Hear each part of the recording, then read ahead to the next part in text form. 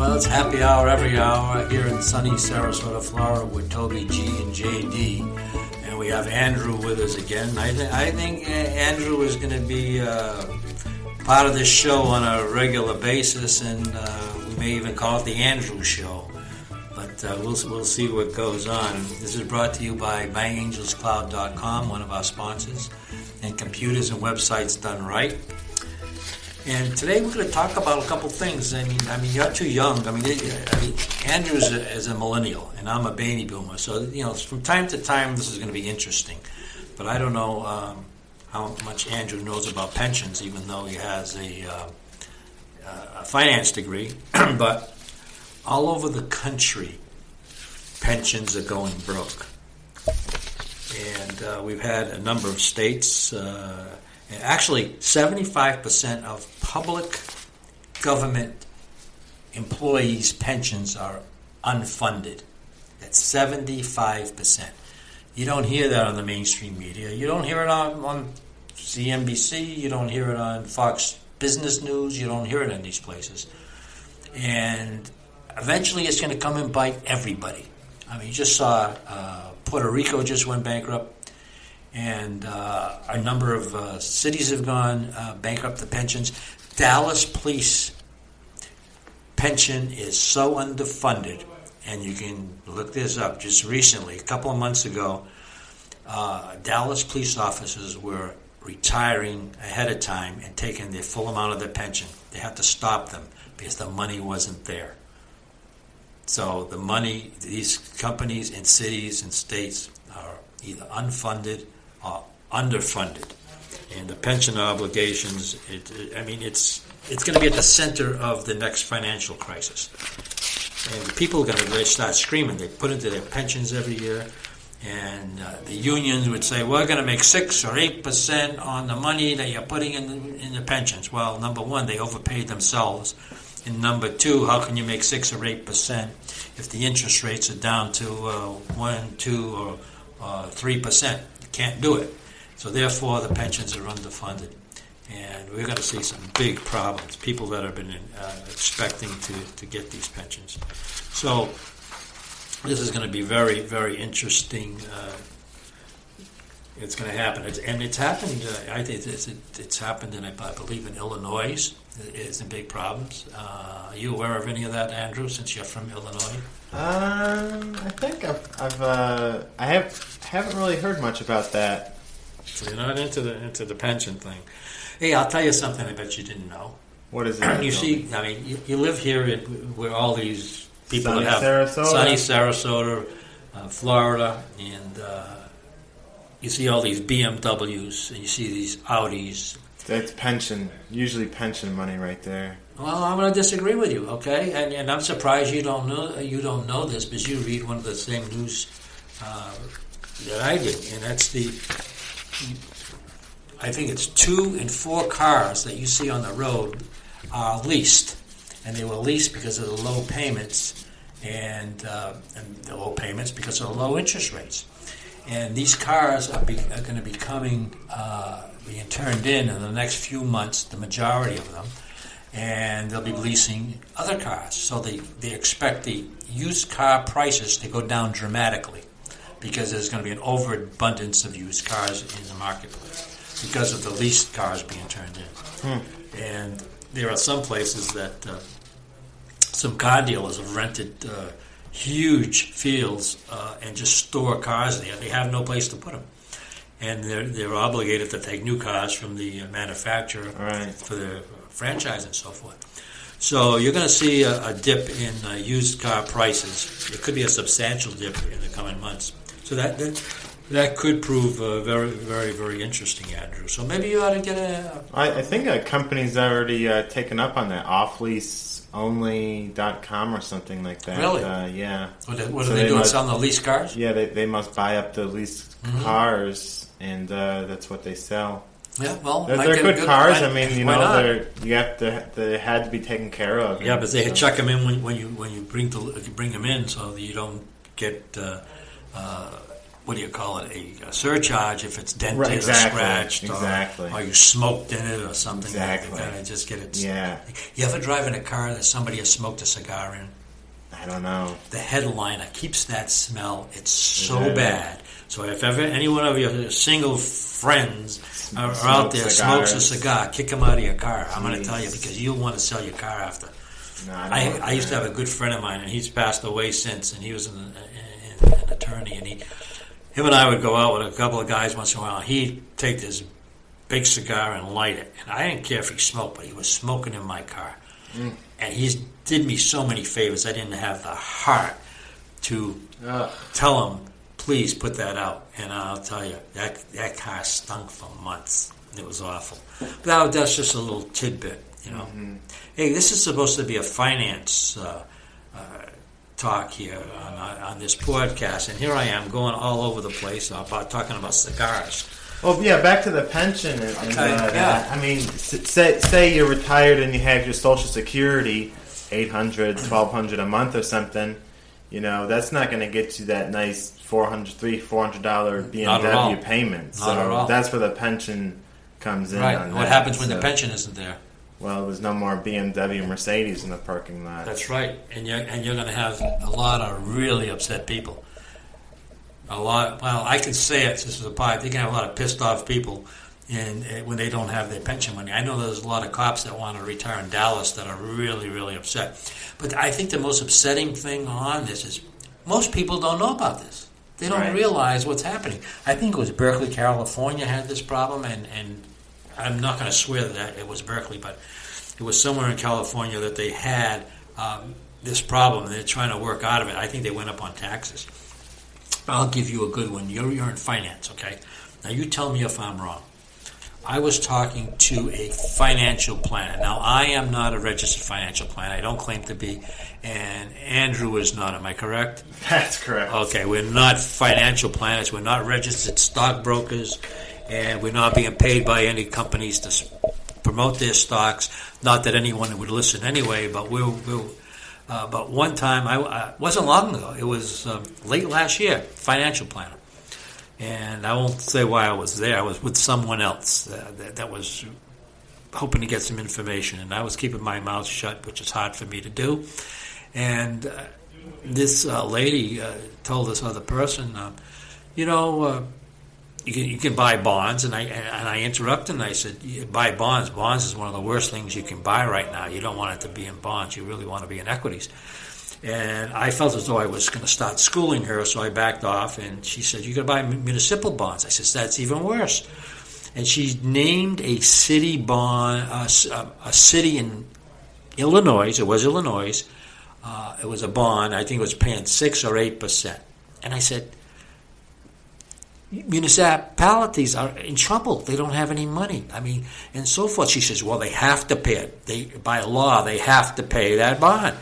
And I says, if they don't have the money, how are they going to pay it? She says, they have to go up on taxes.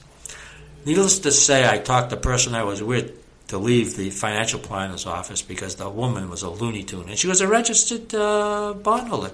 She doesn't realize that if even major banks right now got into financial trouble, the bankers' insurance there isn't enough money there to cover the banks, the money that you have in the banks. And you aware of that, Andrew? Yeah. Okay. Yeah. See, even a millennial is aware of banks not having enough insurance to cover people's the money that's there if they go bust. And another thing is a lot of people don't realize. Are you familiar with the Frank Dodd Banking Act that before Barney Frank retired and Dodd? Yeah, you aware of it? Right. Yeah. But they have in there that if a bank gets into financial trouble, they can take their people's money from them in the bank. Well, the way it's set up is when you deposit money in your bank account, whether it be checking account, savings account, CD, it's not yours. You don't have that. That money isn't yours anymore. Just remember, I said this in a past podcast. If you can't touch it, you don't own it. When you put money in the bank, whether it's from direct deposit, you put cash in, whatever, that's not your money. You go there, you take it out, you use it. If tomorrow the bank was in trouble, they could take your money to get them out of trouble, and they could issue a stock certificate in the bank without breaking the law. They're allowed to do that in the Frank-Dodd Act. So that's the government at work. I mean, making a politician making business decision is absolutely insane. What do you think of that, Andrew? I agree. Did you know that was in the Frank-Dodd Act? Well, They call that a bail-in. Yeah. That's a bail-in. Yeah. Yeah, and I just thought that was absolutely insane. Absolutely, really, really, really insane. But the whole theory, what's going on is they want to go to a cashless society. They want to control people's money. Because when they control people's money, they control the people. Just like healthcare, they control the people. And they want to make ownership of cash illegal. And that's what they want to do. And it's coming. I mean, they got to do it gradual, because they did it all at once. People would start screaming. But the way this thing works is they gradually take away your privacy, just like what they did with George Bush with the Patriot Act. Oh gosh, that has been a disaster, and it's gotten worse. It's a slippery slope. It just gets worse and worse and worse and worse. So they're all invading our privacy. And I think it's a shame. And what are we going to do about that, Andrew? There's nothing you can do. They're gonna take your privacy whether you like it or not. It's just don't have anything to hide. Well, yeah, the thing is they always say I don't care. I'm not doing anything wrong. They can listen to my phone conversations. That's a bunch of baloney. Against it's the slippery slope. I consider my privacy very important, and that's true. Because what happens is just going to get worse and it's worse true. and worse. It gets to be a dictatorship, and you don't want that. What's your? I'm going to ask you a question. Okay, do you think that there's gold in Fort Knox? I was thinking that earlier when we were talking about it. I mean, the last time we saw the gold in Fort Knox, I believe was in the 70s or with Reagan, when Reagan was in office. And that's right.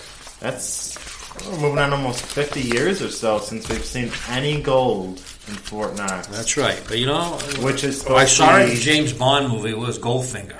Yeah. Yeah, I saw the gold in Fort Knox when they opened the doors So you're where right. is all the gold? Who knows? I mean, Fort Knox it's secure. There's a whole tank Is that right? You've been battalion right there at Fort Knox. It's untouchable. That's without any question. But the question is, how much is in there? My opinion, or if any, who knows? My opinion. Maybe China. We sold it all to China. I don't believe there's any gold there. Okay. Yeah. I don't believe there's any gold in Fort Knox. Why wouldn't they let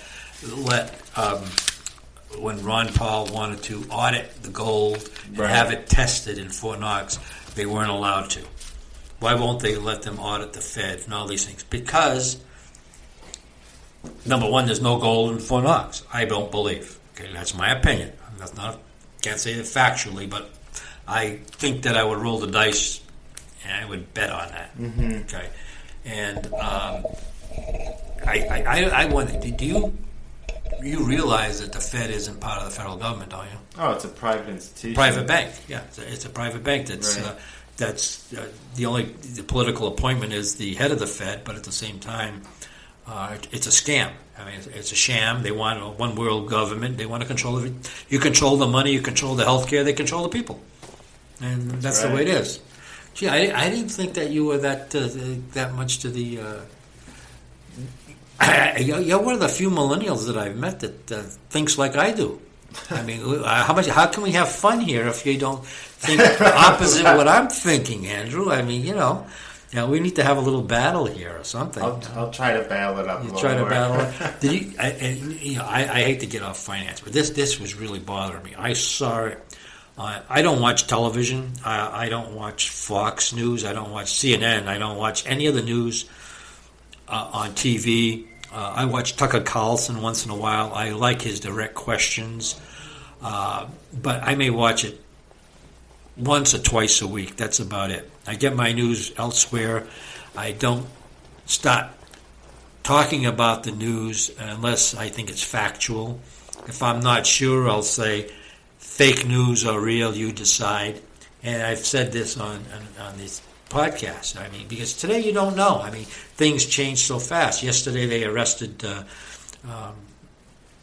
Tiger Woods for DUI. I saw that. But now it comes out that he had no alcohol in his system. What? He wasn't swerving down the road. His car was parked, but the engine was running and he was asleep because of his back surgery. He had taken 4 different I think it was 4 medications that didn't agree, and he fell asleep, and he was sleeping in the car, and he was dazed when he got out of the car. Now, if this is true, naturally he wasn't drinking. It's not a DUI, but at the same time... Well, I think the law is if you're intoxicated under anything... Anything? Yeah, the car's running. Driving while intoxicated or something. If the car's running and the keys are in the ignition.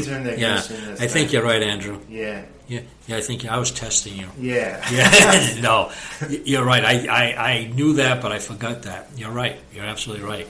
So he was probably intoxicated by the medications he was taking. Yeah. So I remember one time, just to be safe, if you have a drunk friend who's going to sleep in his car, you want to take his keys and hide them somewhere outside of the car. Right. So he doesn't get in trouble. Yeah. Yeah. Well, that's a smart thing, I guess. Huh? Yeah. So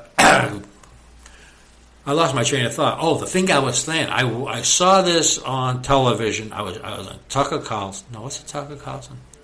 It's the only one I watch. It must have been. This college in Washington State where the black students have taken over the college. They had the professors, all white, cornered, and they were yelling at them, they're racist, and they had a song, and they were in their face. And now this is a real left-wing, way off the left college. I mean, really, really progressive. You can't get much more progressive. I can't remember the name of it. It's up in Washington State. And they were screaming at the president of the college that he didn't have any black professors. And, I mean, these people were acting absolutely insane, and the president of the college was giving in to him, which I thought was totally insane. I mean, it wasn't this bad back in the 70s when we had riots in the street.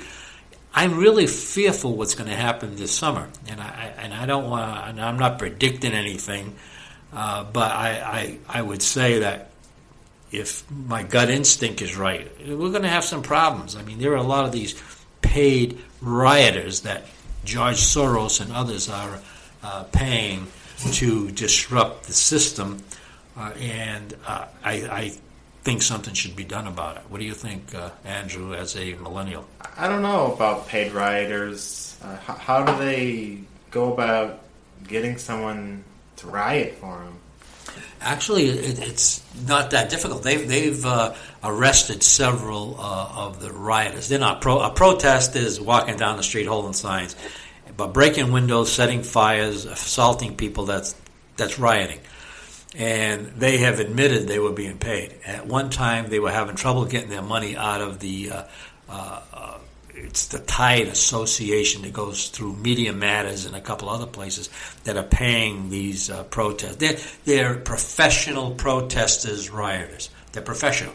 They're transported on buses. You'll see the same protesters or rioters at every riot that there is. If there's going to be like a Trump, pro-Trump speaker or something of that sort, the same protesters are there and creating problems. And so it's an organized situation that needs to be put down. Yeah, I believe it. Well, I need you to disagree with me on something, Andrew. Well, I hope you come back and we can do this again, Andrew. We're going to really next time we're really going to get into a little more on the Bitcoin. I really want to do a whole segment on Bitcoin, and so we can understand it and we can have our listeners understand it and follow us on it. and we will try to bring you up to date on that and anything new that pops up in the finance world. We're going to be, in future episodes, we're going to be picking stocks, both Andrew and myself, based on charts.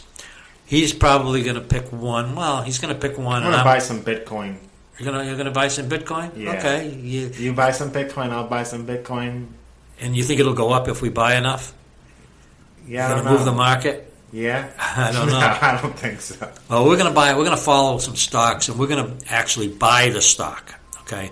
I'm gonna buy a stock, actually buy it, and we're not gonna tell you to buy it. What you do is up to you, but you can follow us. I'm gonna actually buy a stock, and let's see how it does. Usually 2 out of 5 stocks you can be winners on. You're not going to win on every one you buy. I bought one yesterday, and the chart looked really good. It looked really terrific, and I got stopped out today for a $200 loss. That's why I use stops. You never buy a stock without putting a stop in.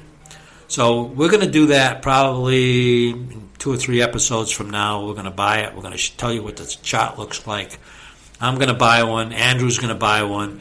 And we're going to see how it goes. If I'm going to beat Andrew percentage-wise, or he's going to beat me. I'm going to beat you, Toby. Well, I mean, good luck, okay? Good luck. You're going to talk IQ versus common sense. We'll see. Yeah, that's right. We'll see how that works. But again, thank you for our sponsors, myangelscloud.com and Computers and Websites Done Right. And we'll see you on the next episode.